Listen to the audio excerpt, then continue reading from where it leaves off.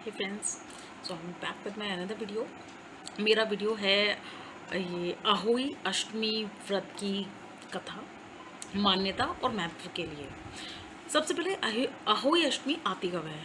अष्टमी means 8, तो आपको ये तो पता चल गया होगा कि कुछ तो 8 है इसमें। 8 मीन्स आपके कुछ नहीं है, एक तिथि है एग्जैक्टली। तो जैसे मैंने आपको बताया था, करवा चौथ कोई फिक्स डेट का नहीं होता है, ये तिथि से चलता है। सेम हमारा अहोई अष्टमी भी एक तिथि से चलता है, इसकी कोई फिक्स डेट नहीं होती। तो जैसे मैंने आपको बताया, इसका कोई फिक्स डेट तो नहीं होती है, मंथ हिंदी कैलेंडर के हिसाब से होता है। तो मंथ कौन सा होता है? कार्तिक मास। तो कार्तिक मास की कृष्ण पक्ष की अष्टमी को अहोई अष्टमी मनाते हैं, और कार्तिक मास की ही चतुर्थ तिथि को हम क्या मनाते हैं? जी हाँ, बिल्कुल, हम करवा चौथ मनाते हैं। तो हम कह सकते हैं कि करवा चौथ के चौथे दिन के बाद ही हमारा अहोई अष्टमी आ जाता है। अब हम अहोई अष्टमी रखते क्यों हैं? तो ऐसा कहा जाता है कि जो मदर्स होती हैं वो अपने बच्चों के लिए ये व्रत रखती हैं, जिससे कि उनके बच्चे हमेशा सेफ रहें, पढ़ाई अच्छी करें और आगे बढ़ते रहें। तो इसीलिए सभी मदर्स अपने बच्चों के लिए ये व्रत रखती हैं। तो मैंने आपको बता दिया है ये व्रत कब पड़ता है और उसकी मान्यता क्या है। तो अब हम शुरू करते हैं अहोई अष्टमी की कथा। अहोई अष्टमी के व्रत में स्याऊ की माला का भी एक विशेष महत्व है। और जब भी कोई भी मदर अपने बच्चों के लिए ये व्रत रखती हैं, तो पहले उस लॉकेट का आपको पूजन करना चाहिए, फिर अपने बच्चों को बैठाकर उनको तिलक लगाना चाहिए, और फिर उस लॉकेट को एक माला में डालकर अपने गले में पहन लेना चाहिए। और कब तक पहनना है? ये दिवाली तक पहनना है। और ये भी कहा जाता है कि जो लॉकेट होता है, लॉकेट के साथ मोती भी आते हैं, वो भी आपको डालने होते हैं। ये किसी भी सुई से ये नहीं पिरोते हैं, ये सिर्फ धागे में हाथ से डायरेक्ट डाले जाते हैं। तो ये माला भी ज़रूर पहनिए। काफ़ी समय की बात है, एक नगर में टाउन विलेज जो भी आप कह सकते हैं उसे, साहूकार के 7 बेटे और उनकी 7 बहुएं रहती थी, और उसकी एक बेटी भी थी। बेटी की शादी हो चुकी थी, तो इसलिए वो अपने ससुराल जा चुकी थी। लेकिन दिवाली आ रही थी। जी बिल्कुल, अहोई अष्टमी के कुछ दिन के बाद दिवाली ही पड़ती है। तो साहूकार की बेटी अपने मायके आ गई थी।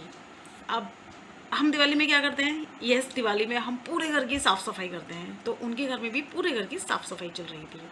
तो पहले के टाइम पे फर्श पे मतलब फर्श नहीं होता था पक्का, टाइल्स नहीं लगी होती थी, मार्बल्स नहीं होता था। तो क्या होता था?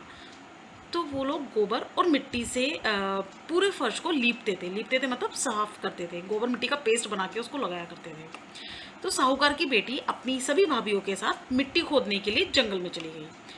जंगल में मिट्टी निकालते वक्त खुरपी खुरपी मतलब जो भी आप जिससे खोदते हैं उसे कहते हैं। सो खुरपी से स्याहू का एक बच्चा मर गया। ये सब देखकर स्याहू की माता बहुत दुखी हुई और उसको गुस्सा भी आया। तो उसने बोला कि मैं तुम्हारी कोख बंद कर दूंगी। कोख मतलब शुरू से जिसमें बेबी बनते हैं, ठीक है। तो ये आपके स्टमक के अंदर होता है। ओके। तो जब स्याहू ने ये सब बोला, तो साहूकार की बेटी बहुत बहुत दुखी हो गई, क्योंकि वो उसको भी कभी अभी तक कोई बेबी नहीं था। साहूकार की बेटी अपनी सभी भाभीियों के पास गई और उन सब से विनती की कि मेरे बजाय आप अपनी कोख को बंद करवा दीजिए, क्योंकि जैसे मैंने आपको बताया, साहूकार की बेटी को कोई भी बच्चा अभी तक नहीं हुआ था, और उनकी भाभी को किसी को 1, किसी को 2, किसी को 3, इस तरह से बच्चे हो चुके थे। लेकिन सभी भाभीियों ने मना कर दिया। अब छोटी भाभी को ये सब देखकर अपनी नंद पर बहुत दया आ गई। तो उसने स्याहू से कहा कि आप मेरी नंद की बजाय मेरी कोख को बंद कर दीजिए। तो स्याहू ने वही किया। उसके बाद क्या हुआ? छोटी भाभी के जब भी बच्चे होते थे, वो सिर्फ 7 दिन तक जिंदा रहते थे और उसके बाद मर जाते थे। अब सभी बच्चों के एक एक करके मर जाने पर साहूकार ने सभी पंडितों को बुलाया और उनसे पूछा कि क्यों हो रहा है, सब क्या हो रहा है। तब पंडित जी ने कहा कि उनको सुरही गाय की सेवा करनी चाहिए। पंडित जी के कथानुसार छोटी बहू सुरही गाय की सेवा में लग गई और उसका पूरा ध्यान रखती थी। यह देखकर सुरही गाय छोटी बहू से पूछती कि तू क्या हुआ है, तुझे तू किस कारण से मेरी इतनी सेवा करती है, मुझसे क्या चाहिए, मांग, तुझे क्या मांगना है। जो भी तेरी इच्छा तुम मांग ले। साहूकार की बहू ने कहा कि स्याहू माता ने मेरी कोख को बांध दिया है, जिससे मेरे सभी बच्चे मर गए हैं। यदि आप मेरी कोख खुलवा दे तो मैं आपकी बहुत आभारी रहूँगी।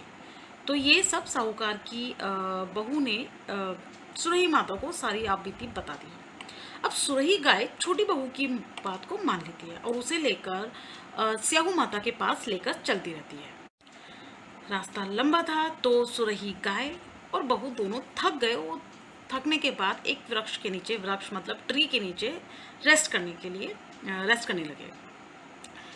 तभी साहूकार की छोटी बहू देखती है कि एक सांप गरुड़ के एक बच्चे को खाने ही वाला है। तो तभी जो साहूकार की छोटी बहू थी वो भागकर वहां जाती है और सांप को मार देती है। अब जैसे ही उसने मारा, उसके थोड़ी देर के बाद ही गरुड़ का बेबी था उसकी माँ भी आ गई। उसको लगा कि शायद इसी लेडी ने मेरे बेटे को मतलब हानि पहुंचाई है, तभी इतना सारा खून है। तो वो उसको जैसे ही मारने वाली थी वैसे ही सुरही गाय बीच में आ गई और उन्होंने कहा कि नहीं, आप ये गलत कर रही हैं। देखिए सांप उधर मरा हुआ है, सांप आपके बच्चे को हानि पहुंचा रहा था, तो इसने तो इसको बचाया है। ये सब सुनकर गरुड़ पक्षी की माँ बहुत खुश हुई। तो उसने पूछा कि आप लोग कहाँ जा रहे हैं, क्या कर रहे हैं। तब सुरही गाय ने सारी बातें बता दी। तब गरुड़ पक्षी ने क्या कहा कि रास्ता तो काफ़ी लंबा है, तो मैं एक काम करते हैं, मैं आपको वहाँ पर जल्दी से जल्दी पहुँचा देता हूँ। तो जो गरुड़ की माँ थी उन्होंने सुरही गाय और साहूकार की बहू को जल्दी से स्याहू के पास पहुँचा दिया।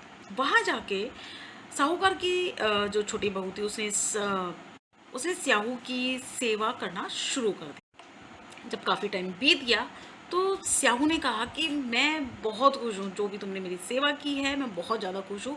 अब ये बताओ तुम्हें क्या चाहिए, मैं तुम्हें एक आशीर्वाद देना चाहती हूँ। तब साहूकार की बहू ने सारी बात बता दी। तो स्याहू को पता चल गया कि प्रॉब्लम कहाँ है और क्या है।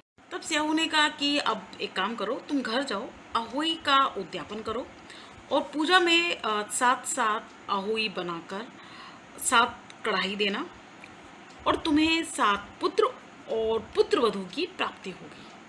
जब छोटी बहू घर आती है तो वह देखती है कि उसकी 7 संतानें जीवित हो गई हैं और उनके 7 बहुएं भी हैं। यह सब देखकर वो बहुत खुश हो जाती है और उसने 7 अहोई बनाकर 7 कढ़ाई देकर माता अहोई का धूमधाम से उद्यापन किया। तो यही हमारी अहोई माता की कहानी समाप्त होती है। तो आप सब मेरे साथ हाथ जोड़कर अहोई कहिए कि जिस प्रकार आपने साहूकार की छोटी बहू को आशीर्वाद दिया, उसी तरह हमारी भी संतान की रक्षा करना, उसे सुख समृद्धि का आशीर्वाद देना, और साथ ही साथ जैसे आपने छोटी बहू की कोख खोल दी थी, उसी तरह सभी नारियों की इच्छा भी पूरी करना।